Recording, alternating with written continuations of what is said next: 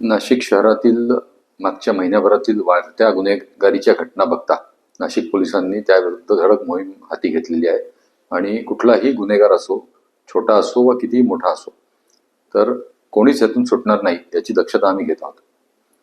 आम्ही वेगवेगळ्या प्रकारच्या मोहीम हातात घेतलेल्या आहेत. म्हणजे ते टवाळखोर मोहीम असेल किंवा ज्या ठिकाणी अवैध मद्य विक्री होते ती टपऱ्या पाडणं असेल किंवा प्रिव्हेंटिव्ह ॲक्शन्स घेणं, जे रेकॉर्डवरचे गुन्हेगार असतील, गँगस्टर्स असतील किंवा जे मोठे काही गुन्हेगार आहेत की ज्यांनी मागच्या काही फायरिंगच्या इन्सिडेंट्समध्ये त्यांची नावं निष्पन्न झालेली आहेत, तर त्या सगळ्यांच्या मागे आम्ही लागलेलो आहे.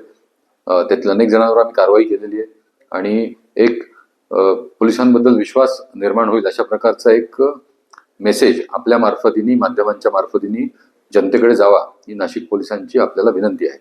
माझे पूर्ण नाशिक मधील नागरिकांना आव्हान आहे की पोलिसांवर विश्वास ठेवा. आपल्याला कोणीही आपल्याला काही बॅनर लावून, रील्स बनवून असं जर भासवत असेल की मी फार मोठा भाई आहे, मी फार मोठा सरकार आहे, मी फार मोठा बॉस आहे आणि सगळं मीच चालवतो, तर आपण फक्त येऊन एकदा आम्हाला त्याच्याबद्दलची आपली तक्रार सांगा आणि आम्ही त्याच्यावर योग्य कडक कारवाई करू याचं आश्वासन आम्ही तुम्हाला देतो.